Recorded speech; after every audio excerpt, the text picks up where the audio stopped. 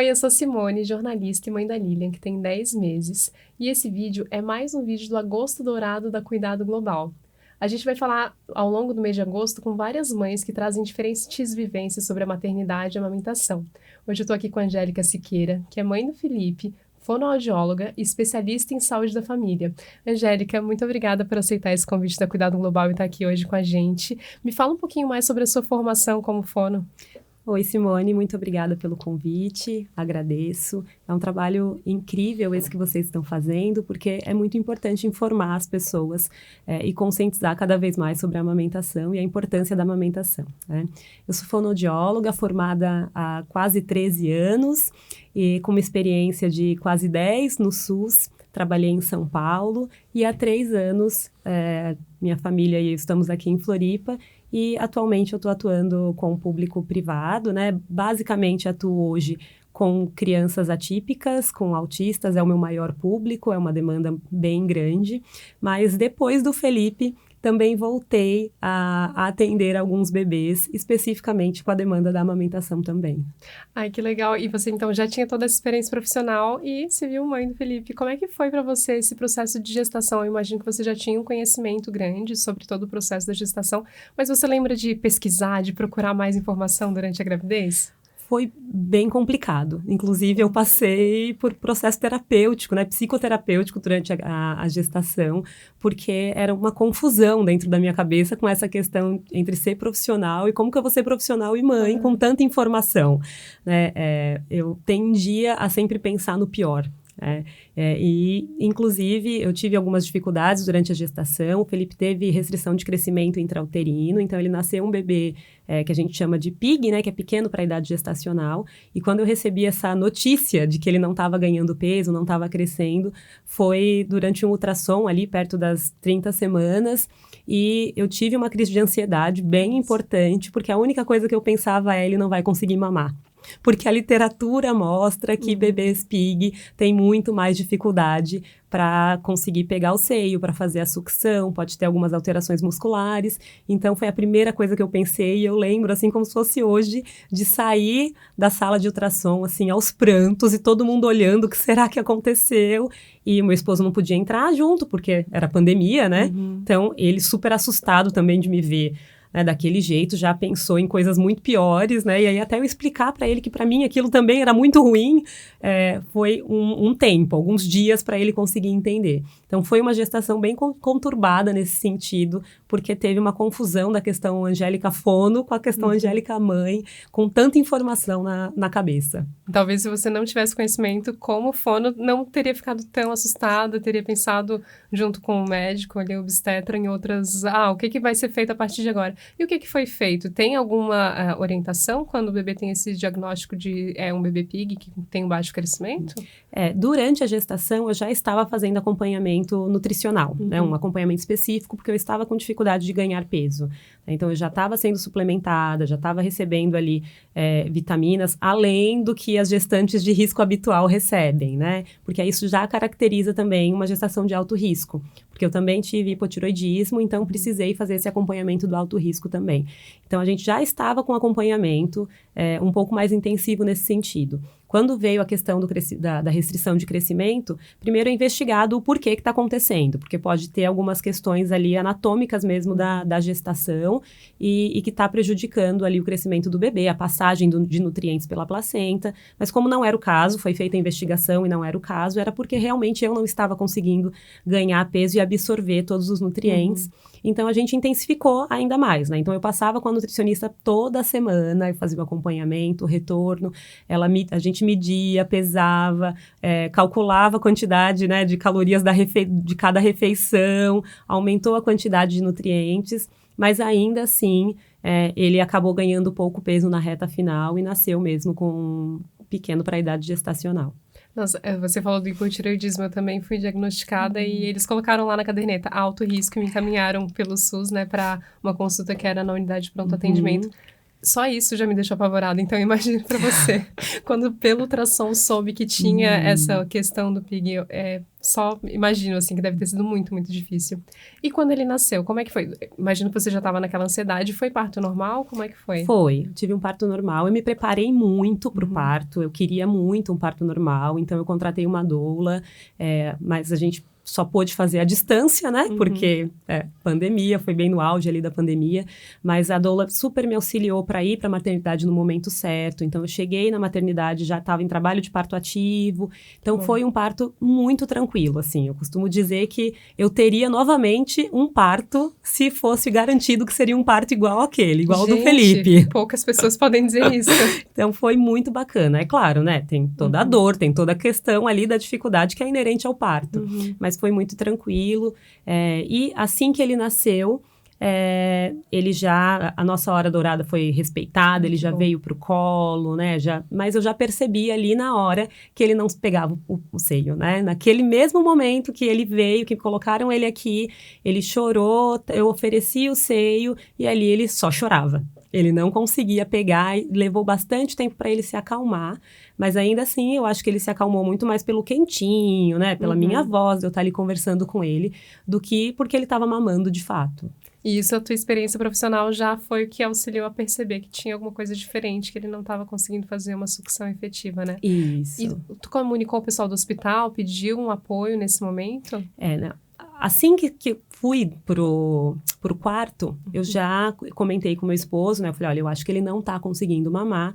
Comentei isso com a enfermeira e ela me disse, olha, ele acabou de nascer, nem percebeu ainda que nasceu, né? Aquele papo todo e que é um tanto disso também, né? Sim.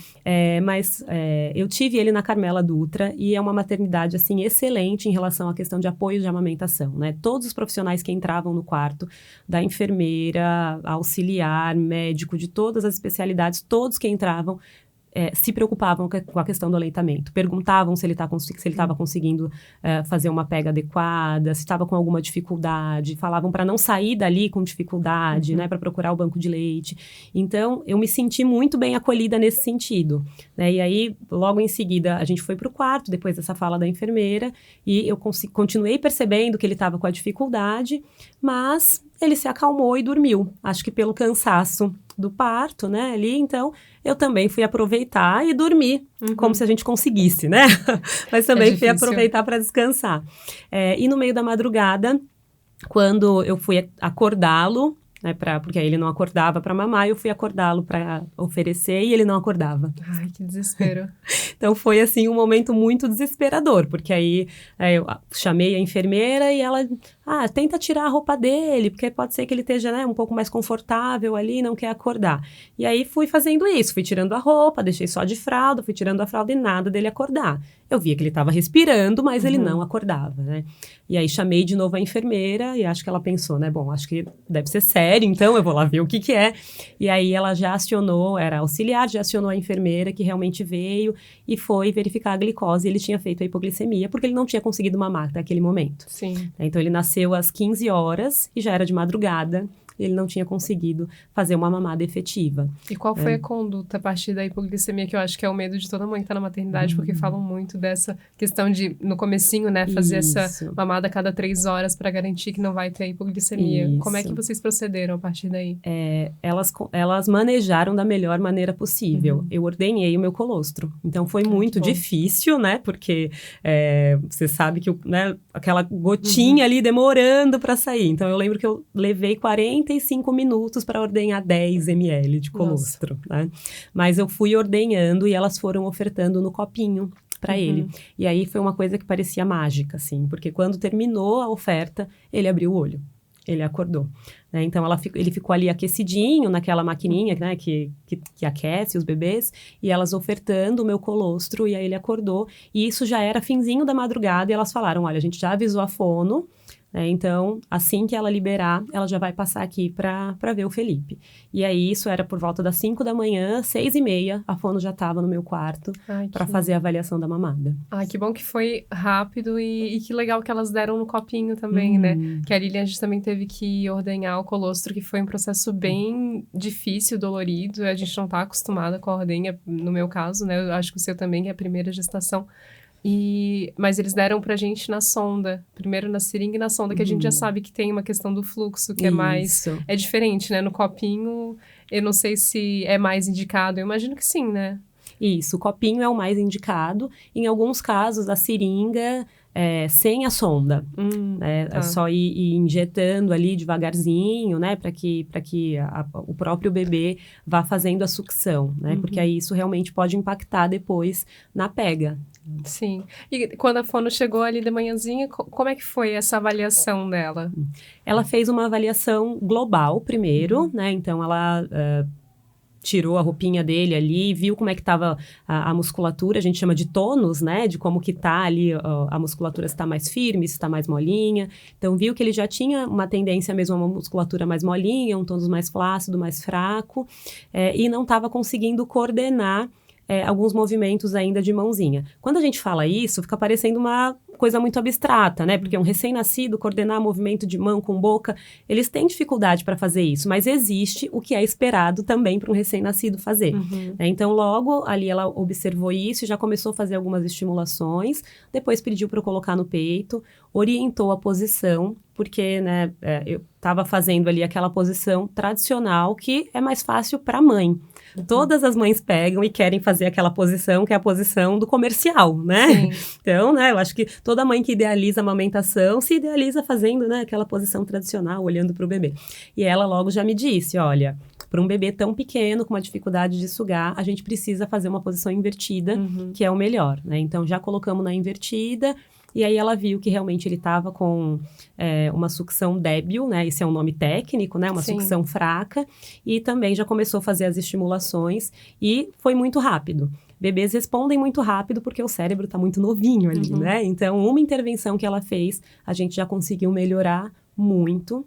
Mas aí, é claro, né? Eu ficava o tempo todo insistindo para ele mamar, deixava ele no peito o tempo todo. E isso já foi uma orientação dela mesmo, né? Para que ele ficasse ali sentindo o cheirinho, né? Ficasse fazendo a sucção não nutritiva, que ele ainda não fazia. E que é muito importante para a produção do leite. Então, eu acho que essas orientações, assim, salvaram a amamentação naquele momento. Ai, que ótimo, que importante esse papel. E tu acha que se tu não fosse fono, não tivesse toda a tua capacitação, teria sido da mesma forma?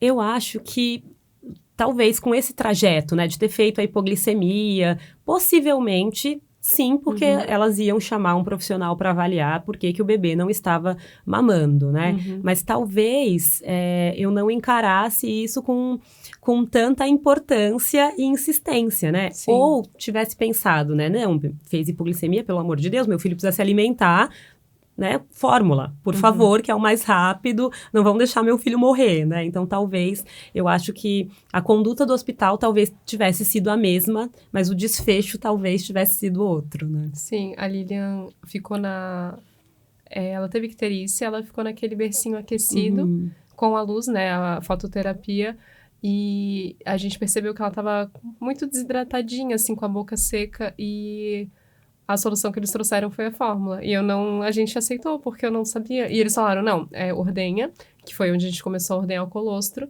mas eles queriam que chegasse a 20 ml. E no começo não chegava a 20 ml, é muito difícil extrair 20 ml. Daí a primeira tentativa foi 8, depois 10, depois 15. E nessas 3 mamadas que a gente não conseguiu ordenhar os 20, por mais que eu colocasse ela no peito, e depois ainda desse o meu colostro, eles traziam o complementinho de fórmula. E para mim era o padrão, eu tinha que fazer aquilo, senão ela ia chegar numa hipoglicemia. Então hoje eu fico assim, eu acho que poderia ter sido de uma outra forma essa conduta. E quando chegou na 4ª mamada, que a gente conseguiu ali 20 ml, deu 20 ml, eu vou dar os meus 20 ml para ela, e ela tava ali fazendo a sucção. E eu falei, eu não vou mais da fórmula. E daí eles, não, mas tem que ver o que a pediatra vai falar. E daí, quando chegou na pediatra, ela falou, não, realmente, suspende a fórmula, não tem por que tá dando fórmula.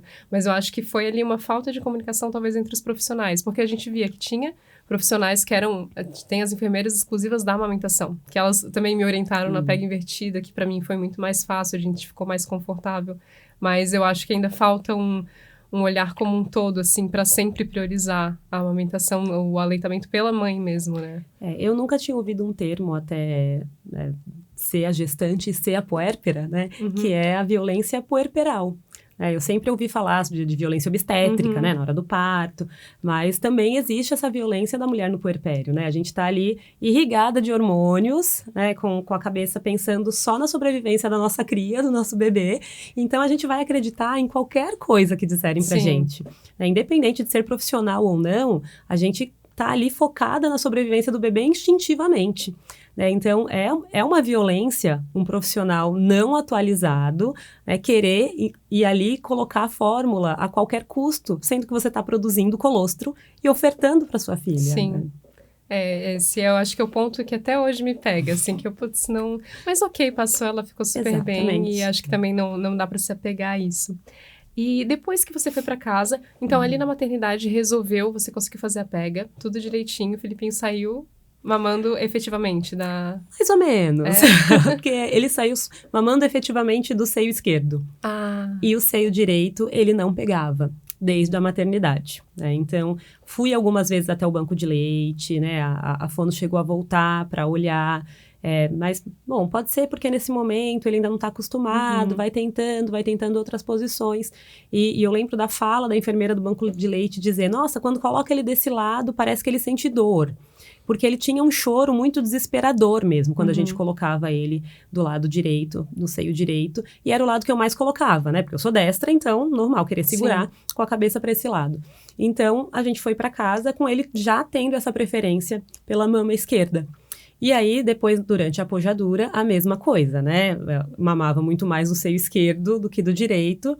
Então, o seio esquerdo começou a produzir muito mais leite. E 1 mês e pouquinho depois, 1 mês e 10 dias mais ou menos, eu tive uma obstrução de ducto do lado esquerdo, que não se resolveu e evoluiu para uma mastite. E aí, eu precisei retornar à maternidade, precisei fazer uso de antibiótico, né? Porque estava já num grau que precisava desse cuidado. E chamei a fono novamente, a mesma fono que me atendeu na maternidade. Chamei para fazer o atendimento e aí ela conseguiu manejar novamente essa questão da pega e fazer o laser para melhorar o seio. E aí ela observou que ele estava com uma assimetria no crânio. Eu já tinha visto também, mas de novo, né? A puérpera ali toda cheia de amor pelo bebê e todas as outras pessoas em volta dizendo que não, tá tudo bem, é normal, daqui a pouco isso passa. Então, a gente foi deixando isso para depois. Mas aí, ela me alertou que isso poderia estar sendo causado por um torcicolo congênito. Então, já me indicou ir marcar na mesma semana uma avaliação com fisioterapeuta para olhar aquilo, porque era um sinal clássico, a preferência do seio e também a assimetria craniana, né? Então, a gente naquela mesma semana marcou o físio e ele constatou que realmente tinha o torcicolo. Ele tinha quanto tempo? 1 mês e pouquinho? 1 mês e meio. Ai, a primeira consulta tinha mais ou menos isso, uns 45 dias. Que bom que foi diagnosticado cedo para começar esse tratamento com físio cedo, né? A Lilian também, eu acho que foi com 26 dias que a gente percebeu que ela tinha um carocinho. Ela não tinha preferência pelo lado, mas o carocinho deixou a gente muito preocupada. A gente foi pro pronto atendimento e ele falou, é músculo. O pediatra do pronto atendimento, eu sei que ele tem casos muito mais graves para atender. Ele falou, procurem uma avaliação, mas aqui eu não posso fazer nada. Daí depois a gente no posto de saúde, a enfermeira olhou e falou assim, não é torcicolo congênito porque ela vira a cabeça para os 2 lados. Mas como a gente tinha acesso a Maria Ângela, que é físio, ela, olhando a foto, ela já falou, possivelmente é um torcicolo congênito, mas vamos encaminhar para um ultrassom, e foi feito, realmente ele diagnosticou que tinha a contratura, né, que eles falam do músculo.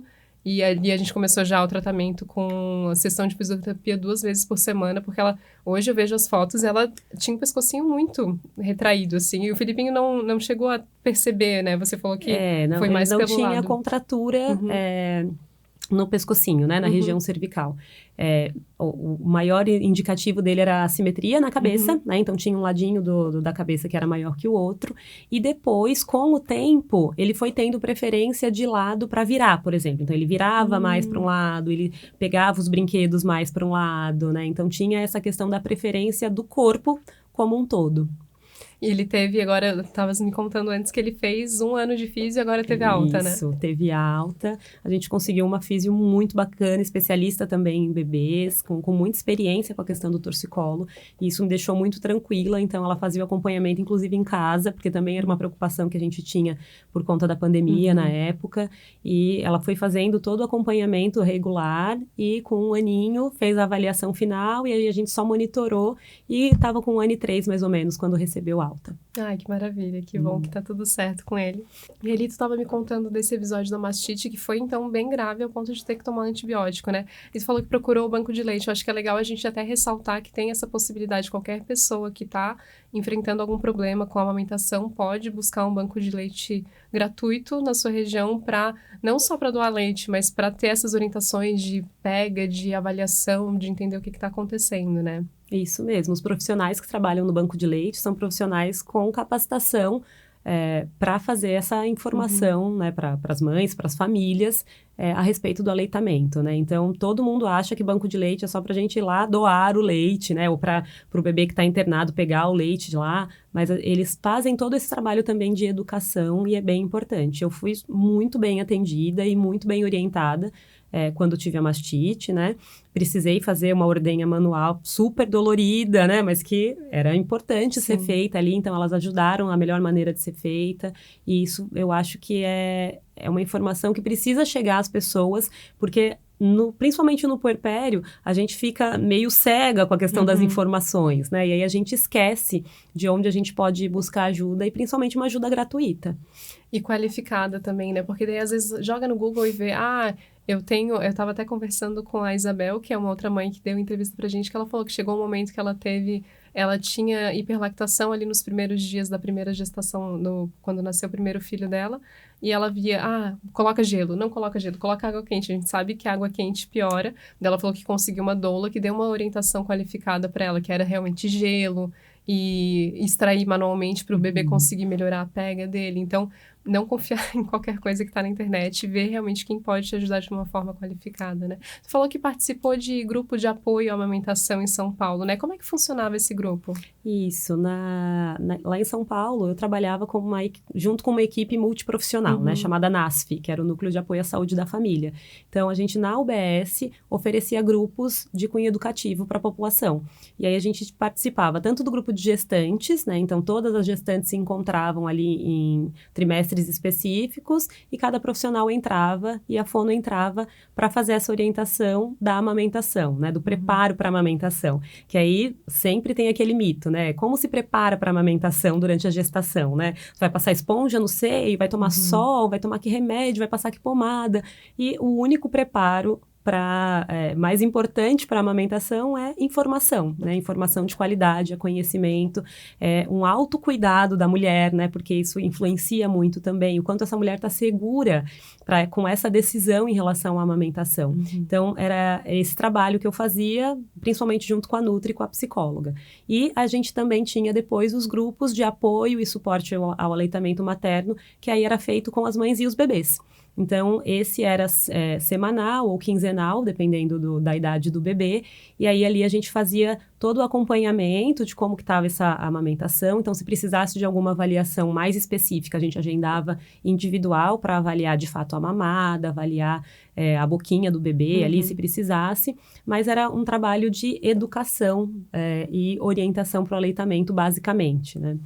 Ai, que legal. A gente acabou não tendo essa oportunidade por conta da pandemia, né? Os grupos, pelo menos, eu não tive nenhum acesso a grupo presencial, mas é muito importante esse trabalho. E eu acho que a dica para quem está passando por esse momento de gestação, puerpério, é buscar na unidade de saúde, no postinho de saúde do bairro, porque se eles não tiverem lá, eles provavelmente vão saber orientar, ou então vai no banco de leite da região para ter um apoio maior para a amamentação.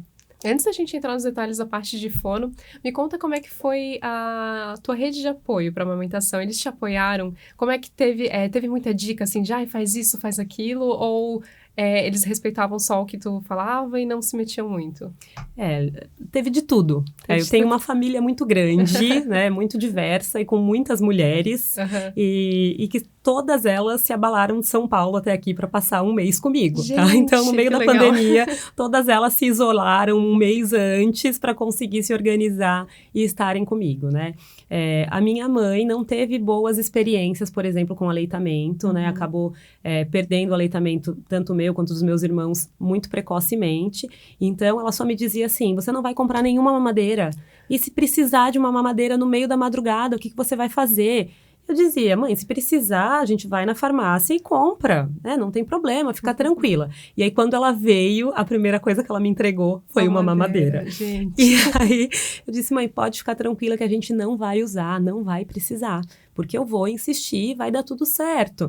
Não, mas vamos deixar aqui guardadinho e tal. Depois de um tempo, ela viu e realmente falou, não, realmente. Mas olha, eu vou te dizer, eu nunca tinha visto um bebê só mamar no peito até 6 meses. Então, quando ela me disse isso, me impactou de uma maneira, porque minha mãe não é idosa ainda, né? Ela é jovem, uma senhora jovem. E para você ver, né, nos últimos 40 anos dela, convivendo com tantas mulheres e com tantas mães, ela nunca tinha visto um bebê sendo amamentado exclusivamente até o 6º mês. Ou seja, ela não acreditava que eu ia conseguir alimentar o meu filho só com o meu leite, né? O meu esposo sempre apoiou muito as minhas decisões, então ele estava ali firme, então, não, tem que chamar a fono, ele já era o primeiro, já ligava, tem que chamar o físio, então ele sempre fez essa correria para que tudo desse certo, e aquela coisa que todo mundo diz mesmo, né, do suporte, né, de estar ali como um suporte emocional também, que é muito importante pra gente nesse momento, né? Mas, de modo geral, a minha rede de apoio foi muito boa, né? Então, eu tive durante um mês todas essas mulheres da minha família na minha casa. Então, eu só me preocupei por um mês exatamente em amamentar. Eu não fazia outra coisa. Então, isso foi fundamental. É muito importante quem tem essa possibilidade de ter rede de apoio. Eu, com a pandemia, acabei pedindo pro pessoal não visitar, ficou só eu e meu marido e deu tudo certo, mas eu sei que é muito, muito importante ter alguém ali para realmente não se preocupar com mais nada além de amamentar. Achei engraçado que tu falou da tua mãe, porque a minha também é uma preocupação genuína, eu sei. A minha mãe nunca chegou a falar de mamadeira, mas eu vejo que era assim, mas dá uma frutinha, dá um suquinho antes dos 6 meses, porque eu acho que tinha muito... Antes eu acho que a orientação era 4 meses, né? Então é muito estranho para elas a gente não tá dando alimento para eles até os 6 meses. E a minha sogra também perguntou quando ela tinha 3 meses, mas ela não comeu nada ainda, só com leite, mas ela não vai ganhar peso? E é normal, né? Eu entendo que é uma preocupação, mas a gente tem que ser firme e seguir as orientações que são as mais atualizadas, né? Uma coisa que eu costumo dizer hoje, tanto para as minhas amigas ou para as mães que eu atendo, você precisa confiar na sua decisão. Se a tua decisão é amamentar e isso for uma prioridade, tá tudo certo. Porque tudo que vai dar de errado no caminho, e vai dar, né? Porque tem essa possibilidade muito grande de acontecer muitas coisas durante o processo de amamentação, porque ele não é fácil, você vai minimamente conseguindo manejar e passar ali cada percalço, porque essa foi a tua decisão e você está confiando. Agora, quando você está ali, eu não sei se vai dar certo, e aí confia nos pitacos, confia na mãe que está dizendo que o leite não vai ficar bom, que o bebê não vai ganhar peso, e aí o pediatra já dá a primeira dica de, olha, na próxima consulta pode ser que a gente precise entrar com a fórmula, porque ele não vai ganhar peso. Pronto, se você não está firme em relação à tua decisão de amamentar, com certeza a tua amamentação não vai conseguir seguir em frente mesmo. Perfeito. E por isso que é importante essa questão da informação, né? Da informação correta, a pessoa tá atualizada para a gente conseguir ir contra esse sistema que sempre vai empurrar um bico, uma fórmula para essa mãe que tá ali insegura amamentando.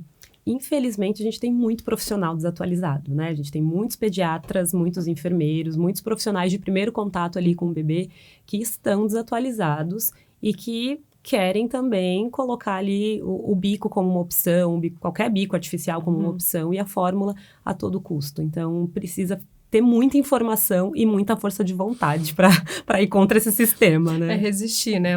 Amamentar é resistir. E agora me conta sobre a parte da avaliação fonoaudiológica, né? Porque tu falou que logo que percebeu que tinha alguma coisa estranha ali com a sucção do Filipinho nas primeiras horas, A ideia foi chamar a fono, e é um padrão, né? Na maternidade sempre passa a fono avaliando. Como é que é feita essa avaliação, principalmente nos primeiros dias de vida? Hoje a gente tem uma lei que chama teste da linguinha, né? Então é obrigatório, né? Toda maternidade precisa fazer no bebê que está internado, que acabou de nascer, tá? O teste da linguinha. Então a fono precisa passar inevitavelmente ali no quarto do bebê para ver e fazer essa avaliação. E só pode ser feito por fono, tá? Por lei. Então a fono já iria passar para fazer esse teste, para fazer essa avaliação, né? Mas como foi identificado o problema, ela foi antes. Porque é feita uma avaliação de todo o sistema, né? Que a gente chama de sistema da musculatura oral. Então, não é só observar se é a pega. Muitos profissionais acabam forçando muito nessa informação, né? A pega tá ok, a boca tá de peixinho, a posição tá certa, mas não é só a pega. Então, precisa ter uma pega ok, mas toda a musculatura precisa estar trabalhando ali numa sincronia, né? A amamentação para o bebê ali, a sucção do bebê, ela é uma dança que precisa estar muito sincronizada para que esse bebê consiga fazer o que a gente chama de mamada efetiva. Quando a gente vai fazer qualquer tipo de atividade do dia a dia, a gente tem um gasto calórico, né? A gente, para andar, para conversar, por menor que seja, a gente tem um gasto calórico porque o nosso músculo gasta ali caloria fazendo isso. E o bebê não é diferente. Para mamar, o bebê também tem um gasto calórico, ele também gasta, ele perde caloria, ele perde energia. Então, se o que ele está sugando não supre o gasto calórico dele, a gente diz que essa mamada não é efetiva. Então, quando o bebê tá ali, a mãe diz pra gente, né, mas ele mama muito, mas ele não tá ganhando peso. Então, e a pega tá certa, a posição tá certa. Então, provavelmente esse bebê tá com alguma defasagem na musculatura fraca, ou com uma sucção inadequada, com alguma questão na língua que não tá deixando que ele faça essa mamada efetiva, porque aí ele fica ali no peito, ele suga, a mãe vê que ele tá engolindo, mas ele não está ingerindo a quantidade de leite necessária para suprir essa necessidade calórica. Entendi. E quais são as alternativas? Quando a gente percebe que não está com a mamada efetiva, não está suprindo essa necessidade calórica, qual a orientação que é dada, geralmente? A primeira orientação é avaliar essa musculatura, né, para ver se está fazendo a sucção adequada, avaliar uma mamada, né? Então, a gente precisa avaliar a mamada do início ao fim. Então, não dá para ser assim, coloca ele aí no peito para eu ver e deu. Não, então, precisa realmente observar isso, saber da família, saber da mãe, se tem algum bico artificial na jogada, porque se tiver, por exemplo, o uso de chupeta, isso vai atrapalhar completamente a mamada, porque pode causar a confusão de fluxo, a confusão de bico, e também mudar o padrão de sucção, além de impedir a livre demanda. Bebê que usa chupeta não faz livre demanda. Porque a livre demanda é, toda vez que o bebê quiser ter acesso ao seio, ele vai para o seio. Agora, se ele resmunga, ele chora, ele reclama e eu dou a chupeta, ao invés dele ter acesso ao seio, ele não vai estar com a livre demanda. E essa sucção não nutritiva, que ele vai ali só para se acalmar, e para pegar no sono, ele vai para o peito, isso ajuda na estimulação do leite e ele também ingere leite naquele momento. Então, isso colabora também com o ganho de peso. Então, tudo isso a gente vai avaliando dentro de um contexto. Não dá para só pegar e olhar como é que tá a pega. Por isso que eu sempre digo, a amamentação é muito mais além do que a pega, porque precisa ver todo esse contexto de musculatura, da sucção e também de como que tá a rotina da mãe, do bebê, como que tá funcionando mesmo de fato essa amamentação do início até o fim. E eu não sei se é porque eu comecei a pesquisar mais sobre esse universo recentemente, agora desde que eu fiquei grávida, ou se realmente está tendo mais assuntos, estão falando mais sobre esse assunto que é a frenectomia. Me explica um pouquinho mais sobre isso. É um assunto que realmente está mais em alta e tem ganhado muita evidência com a rede social, né? Os profissionais aí falando sobre isso nas redes sociais. A frenectomia ou frenotomia é um procedimento de corte da língua do bebê, né, do freio da língua. Embaixo da língua a gente tem o freio, que é essa mucosazinha que prende a nossa língua ao assoalho da boca. Né? Então, quando a gente levanta a língua no espelho, você vê aquela linhazinha. Esse é o freio, né, o que segura a língua, digamos assim. E alguns bebês nascem com esse freio encurtado. Então, esse freio vai até a pontinha da língua. E isso impede uma movimentação adequada na maioria dos casos, porque o bebê pode ter um freio encurtado, porém funcional. Por isso que precisa de uma avaliação. E é essa a grande polêmica, né? Porque aí alguns profissionais, tá encurtado, manda cortar. E isso causa alguns impactos se o bebê não receber depois um acompanhamento adequado. Né? Porque não basta só cortar e acabou. Corta e precisa ser acompanhado tanto pelo profissional que fez o corte, geralmente é o odontopediatra ou um cirurgião pediátrico, mas também precisa do acompanhamento da fono, justamente por todas essas questões de musculatura que eu já falei. Né? Então, é um procedimento que não é simples. Os profissionais acabam dizendo assim, é só um piquezinho, tanto que ficou apelidado de pique. É só um piquezinho, é só um cortezinho, mas não é simples e ele tem consequências quando feito inadequadamente e não tem o acompanhamento. E às vezes ele é vendido, né, entre aspas, como uma solução. Né? Então, o bebê não tá sendo amamentado adequadamente, não tá ganhando peso, a mãe não consegue ajustar ali, vamos olhar a língua. É porque tinha alguma coisa na língua. E aí, existe o freio submucoso, que é um freio mais difícil de ser visto numa avaliação inicial. E aí, tem muito profissional que acha esse freio submucoso e então vamos cortar esse freio submucoso que vai resolver a tua amamentação. E não é assim que funciona, né? Nada do ser humano é simples, né? Nada que acontece no nosso corpo tem essa relação direta de causa e efeito. E para isso também não seria dessa maneira. Então, é uma questão complexa e eu acho que é importante de ser falado, estar em evidência, porque eu acho que muitos casos acabaram ficando sem ter esse olhar realmente no passado, e é por isso que você tem uma lei hoje, né, do teste da linguinha que faz essa avaliação, mas é importante a gente passar informação de qualidade, não é qualquer informação. E tem alguma consequência que uma frenectomia que talvez não fosse tão indicada, tão necessária, pode trazer para o desenvolvimento da criança? Para o desenvolvimento a longo prazo, não existe hoje evidência científica de que isso pode acontecer. Tá? Para o desenvolvimento imediato, sim. Porque é como se a criança precisasse reaprender o espaço daquela língua na boca, né? Então, o bebê já estava habituado com aquela musculatura presa, entre aspas, né? Daquele jeito ali. Mais funcional, estava mamando bem, estava... às vezes até criança maior. Eu recebo muitas crianças maiores ali, de 4, 3 anos, que chegam com alguma alteração de fala, e aí na avaliação eu percebo que tem uma alteração de freio. Se não é uma alteração tão importante que impeça a função, ele está mastigando ok, ele está respirando ok, ele está falando ok, né? Então eu faço o treino de fala e ele aprende além do que aquela dificuldade do freio está causando, eu não vou fazer uma indicação de frenotomia aleatória, né? Só porque tem um freio ali. Então, para os bebês é a mesma coisa. A gente precisa fazer uma avaliação funcional. E para isso a gente tem protocolos. Né? A fono segue um protocolo que é muito específico para que a gente consiga discutir junto com um profissional que vai fazer esse corte, que vai fazer essa cirurgia, se ela é necessária ou não, para que não ter esse impacto, principalmente ali na amamentação. Até porque tu falou, não é uma coisa tão simples, não é só um piquezinho. Então, qualquer cirurgia que a gente vá indicar para uma criança tem que ser bem avaliada, tem que ser necessária, né?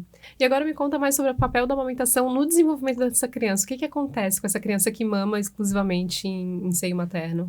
Olha, a amamentação, ela traz benefícios para todos os âmbitos do desenvolvimento do ser humano, né? A gente tem pesquisas, inclusive, hoje, que mostram crianças que foram amamentadas exclusivamente até o 6º mês e que foram amamentadas até 2 anos ou mais, que apresentam índice de QI maior, né? Então, são crianças com coeficiente de inteligência maior. Hoje já tem um estudo muito recente que saiu, adultos com renda maior, né? Escolaridade e renda maior associada à questão do aleitamento. Então, a gente costuma dizer, né, que amamentar muda o mundo. Não é simplesmente o desenvolvimento ali da criança, como se isso fosse pouco, né? Mas pensando desde bebê, né? Vai estimular adequadamente o crescimento da musculatura orofacial, né? Então, o posicionamento e o tônus e a função de toda a parte que a gente usa aqui do crânio, né? Então, não só a boca e a língua, mas também as questões auditivas, né? Eu não sei se quem está ouvindo, assistindo a gente sabe, por exemplo, mas o uso de mamadeira aumenta a probabilidade de otite, da criança ter infecções de ouvido. E o aleitamento materno, ele é protetivo da otite, ele protege o bebê de ter otite, mesmo amamentando deitada, porque ainda tem esse mito, né, que se você amamentar deitada, que o leite pode ir pro ouvido e a criança pode ter otite. Isso é mito, porque mesmo se desce pro leite e ir pro ouvido, o leite, ele tem ação antibacteriana. Então, ele protege, ele é protetivo para essas questões. Então, ele vai, toda essa questão de musculatura vai ser protegida, o desenvolvimento adequado da respiração, das funções, né, da respiração, da mastigação, da fala. É um bebê que vai ter uma introdução alimentar ali com 6 meses, com muito mais possibilidades de sucesso, porque o nosso leite, o leite materno, ele é um leite que se modifica, né? Então, ele muda o gosto de acordo com o que a gente come, ele muda a cor, ele é um alimento vivo. Então, quando o bebê começa a comer e percebe que os alimentos também têm outros gostos, outras texturas, ele já está acostumado com isso, a receber gostos diferentes. Diferente do bebê que recebe fórmula, que tem sempre o mesmo gosto, o mesmo sabor. Então, isso já vai influenciar também na introdução alimentar. Nesse período, também ajuda ali no que a gente chama de regulação da alimentação, né? Então, o bebê que é amamentado em livre demanda, ele sabe a hora que ele tem que parar, que a barriguinha dele está cheia. E da introdução alimentar, se a gente guia essa introdução, independente do método que for usado, se a gente guia de uma maneira respeitosa, esse bebê também vai saber a hora que a barriguinha dele está cheia e qual é a quantidade que ele tem que comer. Então, são inúmeros benefícios e, posteriormente, né, para o desenvolvimento da aprendizagem, as questões de vínculo, né, mãe e bebê, as questões de vínculo com a família. Então, tudo isso são benefícios do aleitamento materno que a gente hoje não existe evidência científica nenhuma de que o aleitamento materno pode causar algum prejuízo em algum caso. Mas e mães, por exemplo, que precisam fazer uso de medicações super fortes, ou medicações psiquiátricas? A gente tem medicações que são seguras para ser feitas, para ser usadas durante o aleitamento. Então, hoje eu acho que pouquíssimos casos, 0,01% de caso que a gente vai dizer, olha, para esse caso não é indicado o aleitamento, porque para todos os outros 99,9% é indicado o aleitamento por todos esses benefícios. Só benefícios, tudo perfeito, né? E tu comentou da parte de amamentar deitada, a mamadeira e com o aleitamento materno mesmo. E a gente fez uma live com a Fernanda Melino, que é consultora de amamentação, e a gente até comentou, né, sobre esse ponto que a gente fica se sentindo culpada por amamentar deitada, que pra mãe, muitas vezes, pra mim, foi uma coisa que mudou minha vida. Salvação. Que eu passei a dormir a noite toda, fazendo cama compartilhada da maneira segura. E pra mim mudou tudo. E tem esse medo, né, que a mãe acha que não pode, sendo que a criança já tá deitadinha quando ela tá na posição tradicional. Mas me explica mais como é que funciona a questão da confusão de bico, né? Tem uma confusão de fluxo e tem uma diferença na sucção, que inclusive é o que protege o ouvidinho do bebê quando ele tá mamando na mãe, e na mamadeira é diferente, que pode causar otite, né? Isso. Mamar o seio materno, né, ele é fisiológico. Então, a gente já nasce, né, o bebê já nasce com esse instinto. Claro, não o instinto de mamar o seio, mas o instinto de sugar, né, que a gente chama ali de sucção.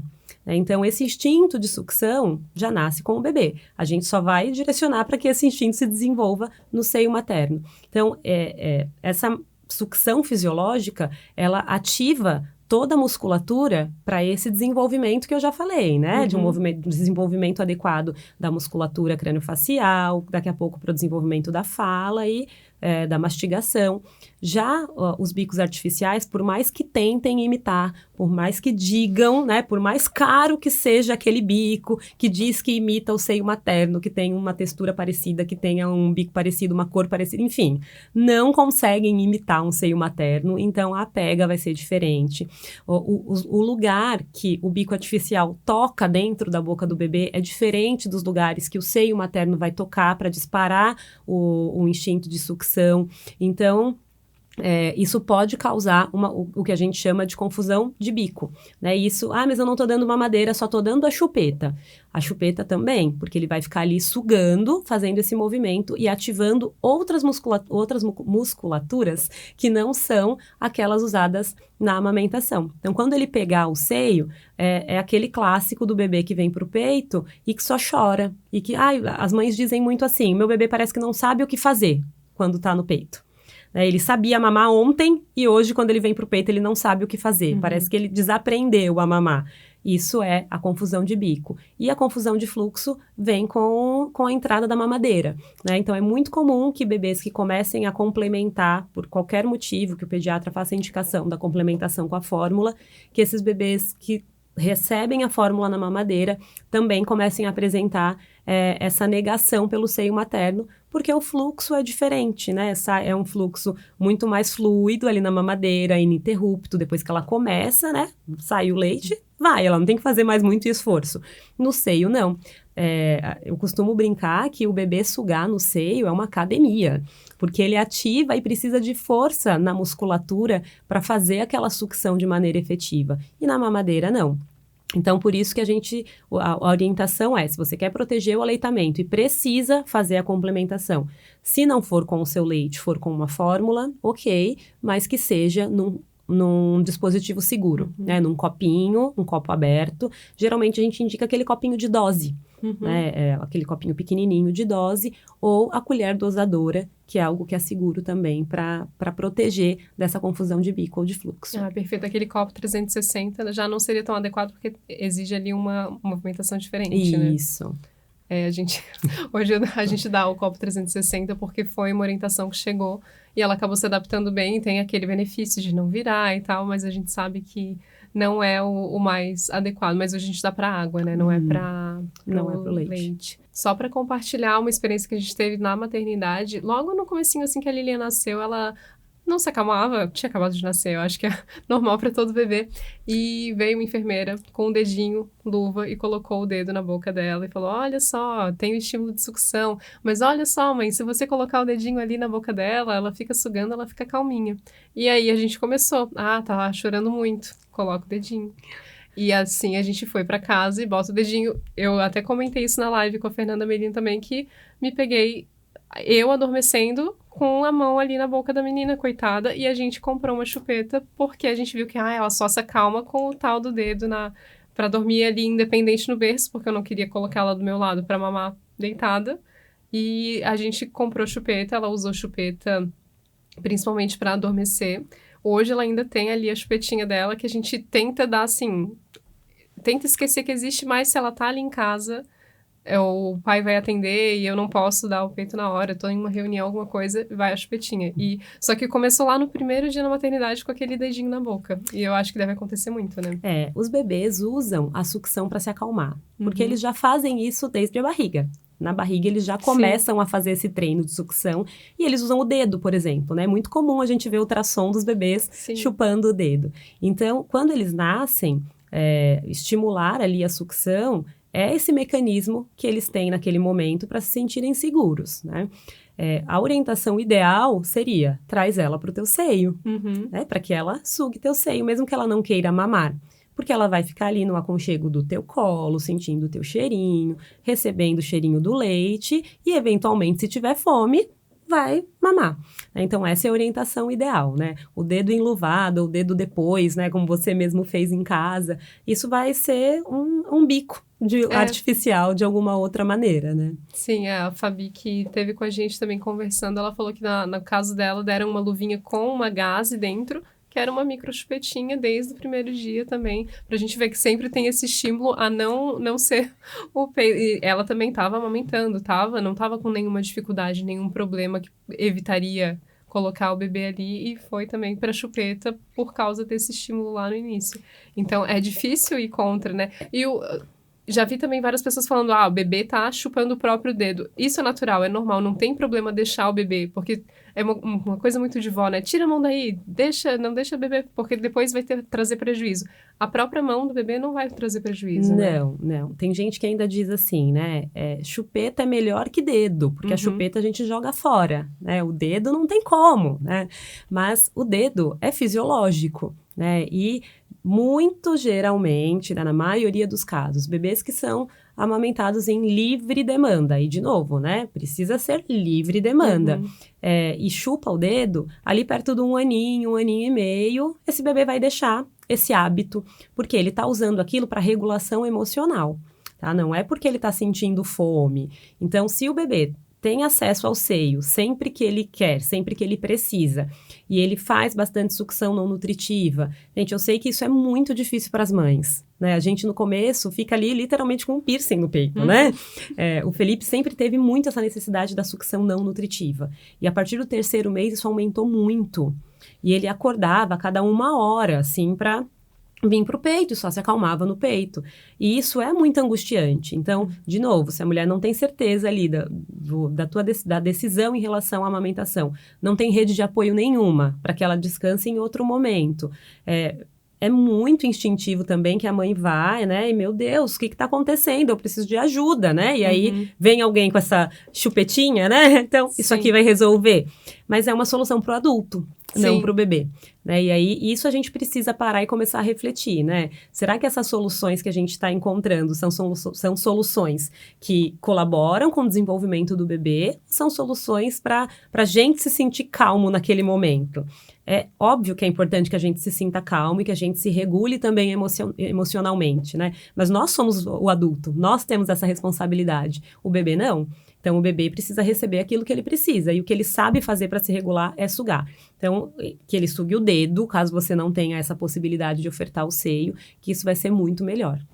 Perfeito. Me fala um pouquinho também sobre os outros problemas que a chupeta, que o bico artificial pode acarretar até a longo prazo para essa criança, que eu imagino que como fono você deve ver com frequência essas questões, né? Sim, são bicos que primeiro vão trazer toda essa alteração para a amamentação, depois ele vai fazer todo o destrabalho, né? Vai fazer todo o contrário ali dos benefícios da amamentação, né? Então, vai alterar o crescimento da musculatura, vai alterar as funções de mastigação, de deglutição. Então, a gente vê aquela mordida, aquela arcada dentária aberta, né? A criança dá o sorriso e tem aquele buraquinho no meio, né? O buraquinho da chupeta. Porque aí a arcada não vai crescer de acordo com o crescimento da face, porque a chupeta está impedindo. Ah, mas aí eu tirei a chupeta, pode ser que o dente volte, né? Em alguns casos, ali até os 4 anos, se é tirada a chupeta, pode ser mesmo que a arcada volte, mas a língua já ficou mal posicionada. Eu costumo brincar com os pais, né? A criança entendeu que não precisa mais chupar chupeta, mas a língua não. E aí a gente tem que fazer todo o trabalho de reeducação dessa musculatura, porque aí a língua continua repousando embaixo, empurrando o dente, né? E aí, a longo prazo, alguns casos, só com aparelho ortodôntico por anos. Eu fui essa vítima de chupeta que precisou de aparelho ortodôntico por muitos anos e depois de fono, porque eu usava o aparelho, tirava, voltava o dente para o lugar, porque a língua estava mal posicionada. Então, precisei fazer todo esse processo para conseguir adequar a arcada. E aí a mastigação vai ficando inadequada. São crianças que geralmente podem apresentar algum atraso na fala, porque elas estão ali com a chupeta o tempo todo, e quanto maior, mais essas crianças demandam a chupeta, né? Quanto mais velhas elas estão, mais elas pedem. E aí é porque elas vão fazendo realmente essa associação de regulação emocional com a chupeta. Então, eu tô triste, eu quero a chupeta, eu tô com fome, eu quero a chupeta, eu tô com sono, eu quero a chupeta. E aí elas vão falar menos, elas vão se interagir menos em casa. Então, são inúmeros prejuízos que a chupeta e a mamadeira vai causar. E, Angélica, voltando para a tua relação com a amamentação mesmo, né? Você falou que tinha toda aquela preocupação no começo entre ser profissional e ser mãe. Como é que aconteceu esse processo, assim, de licença maternidade e depois você voltou a trabalhar agora no começo desse ano, né? Isso, eu tive um privilégio enorme, né, de poder ficar em casa com ele por 1 ano. Então, eu fui a cuidadora principal nesse período, nesse primeiro ano de vida. Isso já foi negociado com meu esposo já desde a gestação, porque era uma coisa que eu entendia como muito importante. Então, eu pude realmente me dedicar exclusivamente à amamentação até o 6º mês. Depois do 6º mês, com toda a questão ali da introdução alimentar, mas mantivemos a amamentação. E quando eu voltei a trabalhar, a introdução alimentar já estava bem consolidada. Então, eu não precisei ordenhar para deixar o leite estocado, né? Mas eu sei que 90% da população feminina, das mulheres, hoje não tem esse mesmo privilégio e que precisam voltar ao trabalho muito antes até do 6º mês, né? Hoje a gente tem uma licença maternidade vergonhosa de 4 meses e algumas mulheres que são empreendedoras ou não têm direitos trabalhistas, então nem isso elas conseguem, né? Mas é importante que se elas querem manter, procurarem o auxílio, e aí pode ser do banco de leite ou pode ser de uma consultora de amamentação, de alguém capacitado, para conseguir preservar essa amamentação e fazer a ordenha e ofertar o leite na ausência dela com um dispositivo seguro e na presença, né, quando tiver com o bebê, livre demanda, né? Hoje eu ainda estou amamentando, ainda não, né? Essa semana eu inclusive li um texto que falava disso, né? Depois de um ano a gente tem essa mania de dizer, ainda estou amamentando, como se não devesse estar mais, né? Então, eu amamento o Felipe há 18 meses, e vamos seguir aí até quando for bom para nós dois, né? E eu não preciso ordenhar, porque ele come super bem, a alimentação dele é ótima quando eu não estou. Eu tenho uma rede de apoio hoje, a minha mãe está morando comigo, então ela fica com ele, e quando eu não estou, ela oferta comida, mas quando eu chego, assim, ele vem correndo, e a primeira coisa que ele vem, já coloca a mão dentro da minha blusa e tetê. Então, nem que seja só para matar a saudade ali naquele momento. Sim, e 2 coisas importantes. Uma é a mulher que tem que fazer essa ordenha e também insistir com a rede de apoio, porque eu vejo muitas pessoas falando assim, mas eu vou deixar com a minha mãe, e ela não se sente segura para ofertar no copinho aberto ou na colher dosadora. Então, orientar bem também essa rede de apoio que vai ficar cuidando do bebê durante a ausência da mãe. E o segundo ponto é a orientação acho que da Sociedade Brasileira de Pediatria, não sei se da OMS também, mas é a amamentação, o aleitamento até os 2 anos de idade, né? Então, a gente também perdeu essa mania de falar, ainda está amamentando, então, amamentação no mínimo até 2 anos. Então, reforçar isso. E segue tendo benefícios depois de 1 ano, depois de 2 anos. Eu acho que o leite materno sempre vai ter benefícios para essa criança, né? Sim. Em relação à questão da oferta, né? O que é importante é essa mãe treinar com o cuidador que vai fazer a oferta antes dela voltar para o trabalho, né? Não deixar para isso acontecer quando ela está fora, que é muito mais difícil para o cuidador conseguir regular aquele bebê que está chorando, que está sentindo falta da mãe também, né? Então, começou ali, já sabe que vai voltar daqui 1 mês, daqui 1 mês e meio, já começa a trazer esse cuidador para perto, né? E ofertar junto com ele, né? A própria mãe ordenha e já oferta, pede para o cuidador ofertar, ajusta, porque aí vai ser uma questão de tentativa e erro, até conseguir ajustar aquilo para o bebê de fato se acostumar. E é muito possível. Eu conheço muitas mães que trabalham, inclusive 40 horas semanais, e que conseguem manter a amamentação, conseguem segurar o aleitamento, ofertando um dispositivo seguro, um cuidador ofertando. Então, é possível. É trabalhoso, porque precisa ordenhar durante o dia, precisa criar uma rotina de extração para a ordenha, não é de um dia para o outro, não dá para dizer assim, volto a trabalhar amanhã, vou começar a ordenhar hoje. Não vai funcionar, que aí você vai dizer, não tenho leite para deixar para o meu bebê. E isso é muito comum de acontecer. Eu precisei, meu bebê parou de mamar quando eu voltei a trabalhar porque eu não tinha mais leite. O bebê parou de estimular o seio, o leite começou a ficar muito menos, ela não teve uma rotina de extração, isso vira uma bola de neve que calha no desmame. Então, é importante ter todo esse cuidado e esse preparo. Então, de novo, busquem um banco de leite para fazer esse preparo, caso vocês não tenham, né? Ou uma consultora de amamentação para seguir amamentando no mínimo até os 2 anos. Tanto a indicação da OMS quanto da Sociedade Brasileira de Pediatria é no mínimo 2 anos. Então, a gente não diz até 2 anos.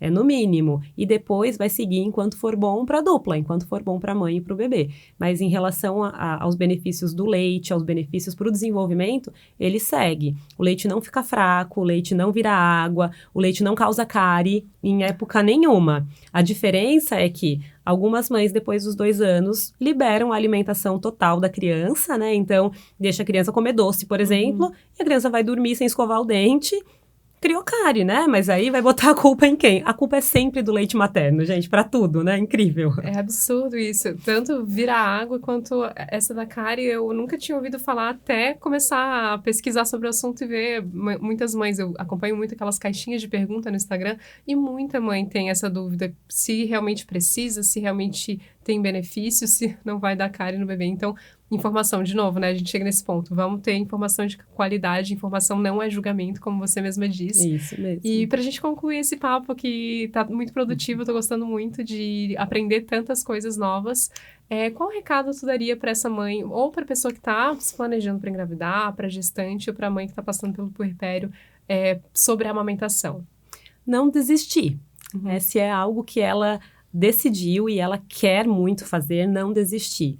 Não idealizar, né? Eu acho que a gente passa por esse momento de rede social, é um momento que a gente idealiza muito olhando o recorte da vida do outro, né? A gente esquece, inclusive, que é um recorte só de parte boa, a rede social. E aí a gente idealiza muito a gestação, idealiza a maternidade, idealiza o aleitamento materno como se fosse um momento mágico e maravilhoso e de encantamento. E aí, se a gente sempre fica nessa expectativa, a primeira dificuldade que a gente encontrar, a gente vai se frustrar muito e vai ser difícil seguir. Porque vai ter dificuldade, porque nasceu um bebê, nasceu uma mãe. A gente está ali aprendendo junto com o nosso bebê, a gente está aprendendo como é que vai ser essa amamentação todos os dias. Então, é não desistir, não idealizar e ter rede de apoio e informação de qualidade. Instagram é ótimo para a gente se informar, o Google é ótimo para a gente se informar, mas ter apoio profissional, de profissionais atualizados, né? E uma dica para quem quiser procurar um profissional atualizado, tá? Olha, relativizou uso de bico e de fórmula, já saibam que não é atualizado. Porque, principalmente o uso de bico, porque fórmula, em alguns casos, ainda é indicado. É preciso. Agora, bico nunca é indicado. Então, se o profissional disse para você, né, você tá lá gestante, e aí o profissional te disse, tudo bem se ele pegar a mamadeira, tudo bem se ele pegar a chupeta quando você tiver, corre, se você não quer ter a tua amamentação prejudicada, porque esse profissional não é um profissional amigo da amamentação, não é um profissional que está ali para proteger o teu aleitamento. Ai, perfeito. Obrigada, Angélica, por aceitar esse convite da Cuidado Global e estar aqui hoje com a gente, tendo essa conversa. E muito obrigada a você que assistiu esse vídeo até aqui. Esse conteúdo faz parte do Agosto Dourado da Cuidado Global, que tem produção e apoio do Matraque Studio. Compartilhe esse vídeo com outras pessoas para que a nossa mensagem chegue ao maior número de gente possível. Até a próxima!